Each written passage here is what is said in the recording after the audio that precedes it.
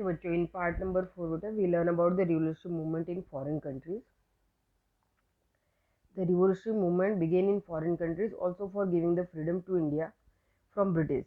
The revolutionary activities that began in India spread to different countries like England, Canada, America, Germany, France, Myanmar, Malaya, Singapore, Afghanistan, Russia. Clear बेटा? भारत के आसपास के neighbouring country, even European countries तक जो है बेटा India की जो रिवोल्यूशनरी मूवमेंट्स है उसको एक तरीके से फोर्स देने वाले बेटा, उसको बाहर से सपोर्ट करने वाले हमारे बहुत सारे ऐसे फ्रीडम फाइटर्स थे, क्रांतिकारी थे बेटा, जिन्होंने कहीं ना कहीं अपने देश को आज़ादी दिलाने के लिए बेटा, ये ज़रूरी नहीं था कि देश में रह के ही देश की आज़ादी के लिए काम किया जा सके।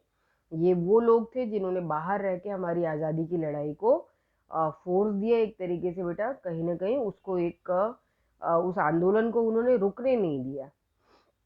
यहाँ देखो, अलग अलग नामों के साथ जाने जाते हैं ये लोग, इन्होंने अलग अलग देशों में रह के अलग अलग एक्टिविटीज़ की।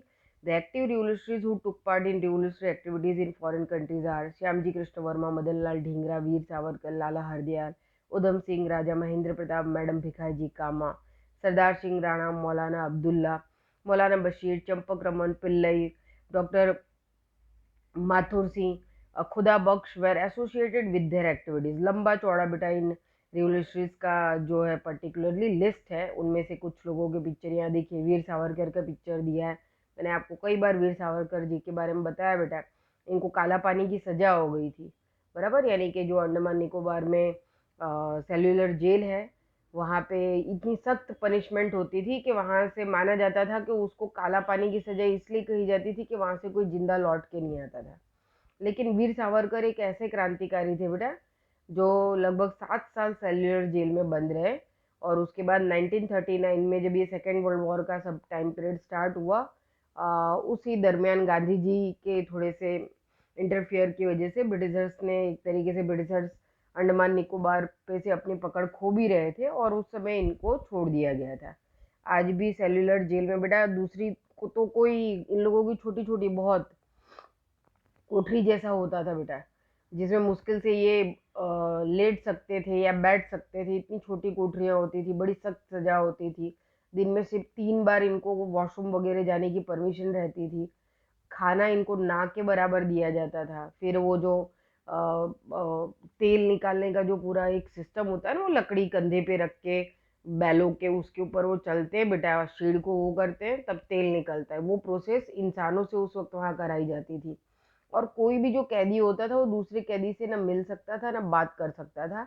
जो कोठरियाँ होती थी उनकी खिड़की दरवाजे भी ऐसे होते थे कि दूसरी कैदी के बारे में कुछ पता ही ना चले। उनके खुद के भाई उसी सेल्युलर जेल में बंद थे, लेकिन उनको 2 साल के बाद पता चला कि उनके भाई भी वहाँ बंद है। उन्होंने अपने जो उनकी कोठरी थी उसमें पत्थर से उन्होंने दीवालों पे बेटा कुतर कुतर के बहुत कुछ लिख डाला था, जिसकी वजह से आज भी उनकी वो जो कोठरी है वो जानी जाती है। जब भी वहाँ पे जाते सेल्युलर जेल लोग देखने, तो वीर सावरकर की वो जो कमरा जिस रूम में वो बंद थे वो दिखाई देता है और पहचान में भी आता है। ओके, अब देखो, the revolutionary activities in the foreign countries are imputed to the revolutionary activities in India. Pistols were being secretly sent to India from England along with the bedding of cooks. Madanlal Dhingra killed the William Valley who used to criticize the revolutionaries in 1907. उस समय जैसे बेटा राजा महाराजा हैं, बड़े बड़े लोग हैं, leaders हैं, उनके साथ उनके रसोइये आया जाया करते थे।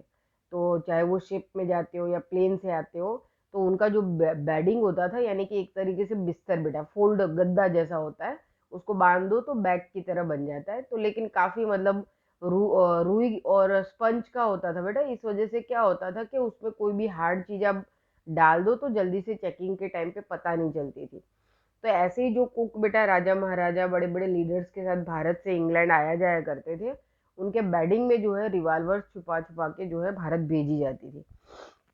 मदनलाल ढींगरा में उस समय ट्राफंगल स्क्वायर पे बेटा सर विलियम वैली, जो कि रिवोल्यूशनरी एक्टिविटीज़ को बहुत ज़्यादा क्रिटिसाइज करते थे, उनको उन्होंने शूट आउट कर दिया था। आज भी उनकी वहाँ पे एक समाधि बनी हुई है।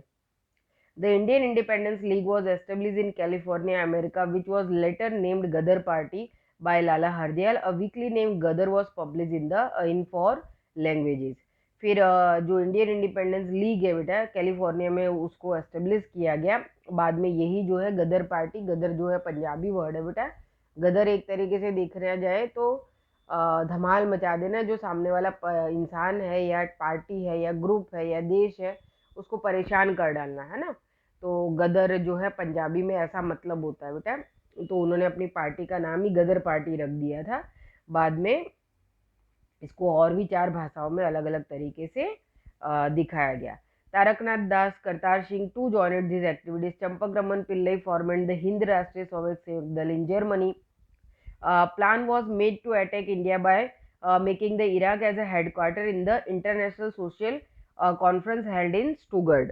अब 1907 के अंदर बेटा जो जर्मनी की हेल्प से जो है एक प्लान बनाया गया, इराक में हेडक्वार्टर जो है बेटा तय किया गया, और उस हेडक्वार्टर में मीटिंग हुई जहाँ पे इंटरनेशनल सोशलिस्ट कॉन्फ्रेंस हेल्ड हुई Stuttgart Germany. The national flag prepared by the madam Cama was hosted for the first time here. उस मीटिंग के अंदर बेटा मैडम कामा जो है स्टुगर्ट के अंदर जर्मनी में ये मीटिंग हुई थी, क्लियर। और जो इंस्टीट्यूशन था उसका हेडक्वार्टर कहाँ था, इराक में था। तो मैडम कामा जब इस मीटिंग को अटेंड करने गई बेटा, तो उन्होंने देखा तो सभी देशों के जो है अपने अपने झंडे हुआ करते थे। तो उन्होंने सोचा कि मेरे देश का झंडा क्यों नहीं है। तो उन्होंने खुद ही जो है अपने हाथों से 3 कलर का, यहाँ पे देखो आपको पिक्चर में फ्लैग दिख रहा है, 3 कलर का जो है बेटा एक झंडा बनाया। उस समय उन्होंने ऑरेंज की जगह रेड स्ट्रिप यूज़ की थी, है ना। वाइट की जगह आपको ऑरेंज दिख रहा है और फिर ग्रीन दिखाई दे रहा है। और एक तरफ बेटा मून है, एक तरफ सन है, बीच में लोटस यानी कमल है, और वंदे मातरम लिखा हुआ है। इस तरीके से उन्होंने खुद बेटा अपने हाथ से बना हुआ फ्लैग जो है वो उस मीटिंग में लेकर गई थी, ताकि वो भारत को वहाँ पे प्रेजेंट कर पाए। फिर देखो बेटा कि इसके साथ साथ बहुत सारे, जैसे राजा महेंद्र प्रताप है बेटा कि format the provision independent government under the राष्ट्र प्रमुख इन अफगानिस्तान, इन विच Barkatullah Khan, Abidullah, Maulana Bashir, Shamsher Singh, doctor Mathur Singh etcetera also joined. जो राजा महेंद्र प्रताप थे बेटा उन्होंने अफगानिस्तान में भारत की एक प्रोविजनल इंडिपेंडेंट गवर्नमेंट बना दी, जिसमें ये सारे लोग जो है उस पर्टिकुलर मिनिस्ट्री के मतलब सॉरी लीडर्स बने। दे also made the Turkish chief Enver Pasha and governor, और उसके साथ साथ वो तुर्की के जो चीफ है अनवर पाशा उनसे भी मिले। देखो किस तरीके से पूरा प्लानिंग हो रहा है बेटा। अलग अलग देशों के जो हेड है, जो कहीं ना कहीं ब्रिटिश पॉलिसी के खिलाफ है बेटा, इनको साथ में लाया जा रहा है ताकि ये भारत की आज़ादी की लड़ाई को सपोर्ट करें। जैसे कि कभी भी हम कोई नेशनल मूवमेंट चलाते बेटा, अगर उसको इंटरनेशनल सपोर्ट भी मिल रहा है तो एक तरीके से ताकत बढ़ जाती है। तो यहाँ पे ये सारे लोग बेटा कोशिश कर रहे थे कि भारत की आज़ादी की लड़ाई को सही बताया जाए और दुनिया को बताया जाए कि ब्रिटिशर्स किस तरीके से भारत के लोगों को स्लेवर्स बना चुके, गुलाम बना चुके हैं, और वो आज़ादी की लड़ाई लड़ रहे हैं। क्लियर। बताया जाता था कि कैसे मानव अधिकारों का उल्लंघन होता है, उनको उनके राइट्स नहीं दिए जा रहे।